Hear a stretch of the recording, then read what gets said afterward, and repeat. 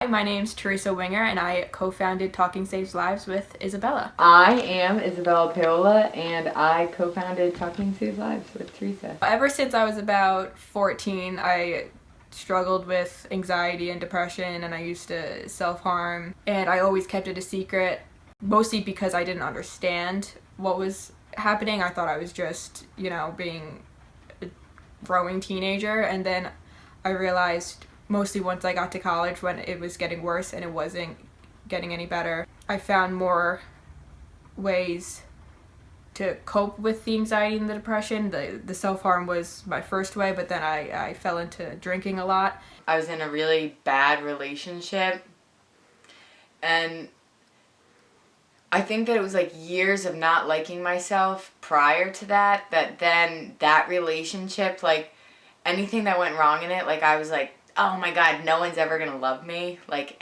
no one's ever gonna like me, and it made me like hate myself. And so that's when my self-harm really began, because I could keep it to myself. My freshman year of college, I tried to kill myself. But one night over the summer when I was 20, it was a very bad night where I was blackout drunk, just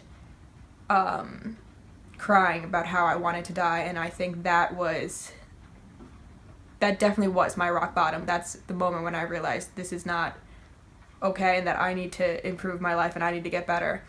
So at that point, I had been clean of self-harm for a year. I stopped drinking for a semester to clean out my system. I started going to therapy. But slowly, like, I found other things that could hurt me that made me feel better. Like getting wasted and starving myself, over exercising, and binging and purging. I was in and out of the hospital.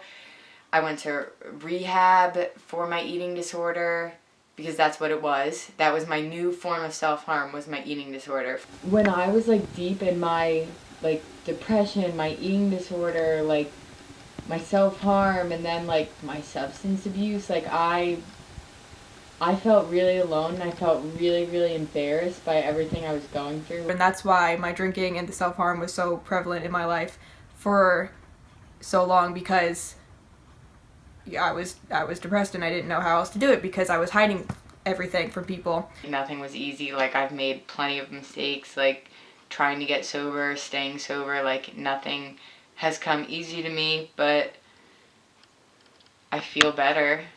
Like, I feel happy finally. I was finally comfortable with who I was, and that this is a part of me, and that this is fine. This is not something I should hide. I can say that my life today is like beautiful, and I don't need drugs, I don't need my eating disorder, I don't need self-harm, I don't need some crappy relationship to make me feel better. So many people don't understand it. If you're suffering with it, you're scared to reach out to somebody, you're scared of being judged, you're scared of just so much, and you even yourself don't understand what's going on, so why would other people understand? There's just so much stigma. I want anyone struggling with like how they feel about themselves, like today or tomorrow or a month from now, to know that like that this is not the end. Like, trust me, like I thought it was the end so many times. Like, the name of the nonprofit is Talking Saves Lives, because talking about it can and will potentially save your life, and I know for me it did.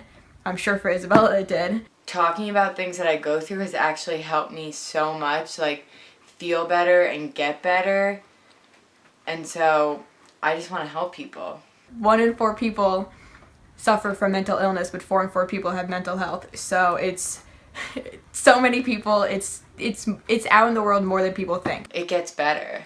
Like, life gets so much better when you want it to get better. We had our struggles. We were down in the dumps, and we improved our lives so much, and we just want to show people that that's possible, that it can be done, that as cheesy as it sounds, like it gets better, like keep pushing. How could I ever have like hated myself, because I freaking love myself, and like I can't imagine like doing the things that I did, because I would never want to hurt the people that supported me and like loved me, and like I don't know what I would have done without them. We will be your support system, and we will get you the help that you need. Recovery is a beautiful thing if you give yourself a chance.